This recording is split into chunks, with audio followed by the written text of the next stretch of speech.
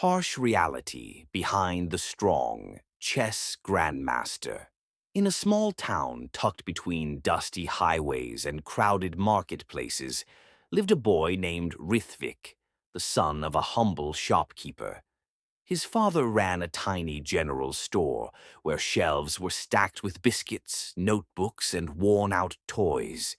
The shop earned just enough to keep their family afloat.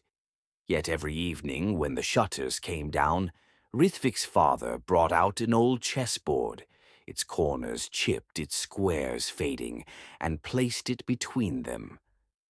A great life is like a great game, Rithu, his father always said. You don't need luxury to make brilliant moves, you need courage. Rithvik didn't know it then, but those words were the first step of his call to adventure. Ordinary world and call to adventure. Rithvik grew up hearing stories of the early grandmasters, how they studied by candlelight, how they traveled days by train to play a single tournament, how they annotated games by hand.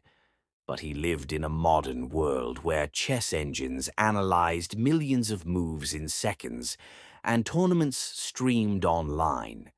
Still, dreams didn't come cheaper just because the world grew faster. One scorching afternoon, a local coach visited the store, bought a bottle of water, and noticed Rithvik replaying a famous Tal game in his notebook. "You understand this sacrifice?" the coach asked, amazed. Rithvik shyly nodded. The coach's eyes widened. "You have talent, real talent. Come train with me." And with that invitation, Rithvik stepped into the world of serious chess, the beginning of his journey. Crossing the threshold. Training wasn't easy. Modern grandmasters spent 8 to 10 hours a day preparing openings, studying endgames, and drilling tactics. Rithvik had to do all of this while helping at his father's shop, completing schoolwork, and dealing with people who laughed at the idea of a shopkeeper's son becoming a grandmaster. Chess? Isn't that for rich kids now? They mocked. But Rithvik persisted. He borrowed old laptops, watched free lectures online, and replayed classic games from the early GMs, Fischer, Capablanca, Botvinnik, who had built their strength not with computers, but with pure understanding and discipline.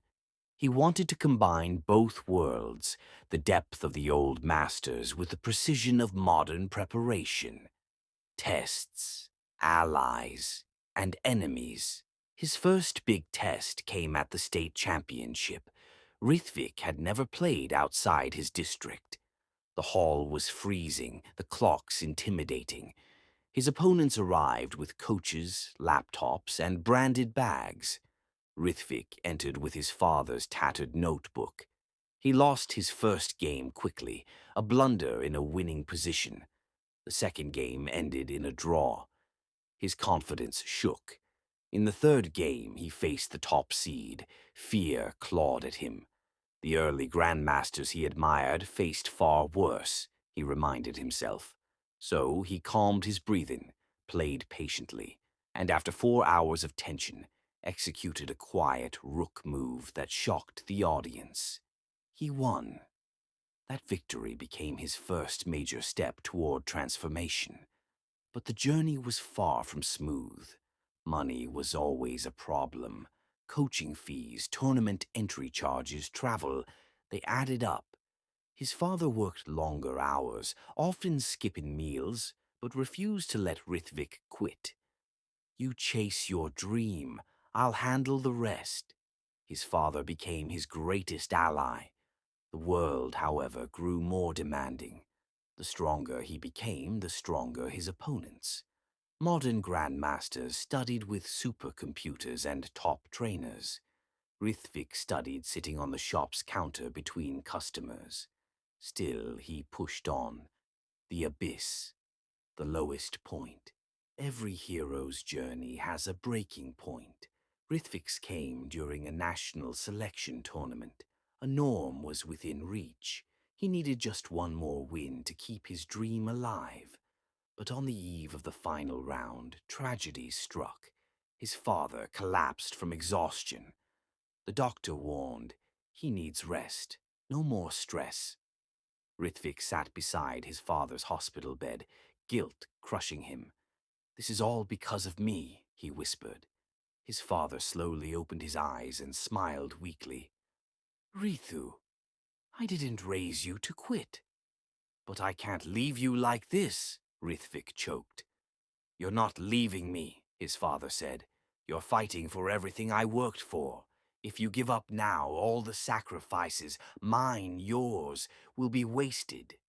Rithvik faced a choice, stay or play.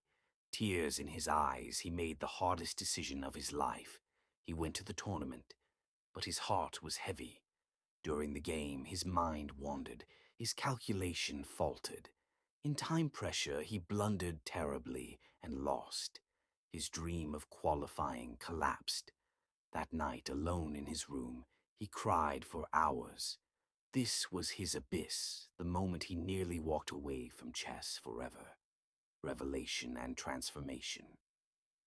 When he returned home, his father was out of danger. Seeing Rithvik devastated, his father put a hand on his shoulder. Did the early grandmasters quit when life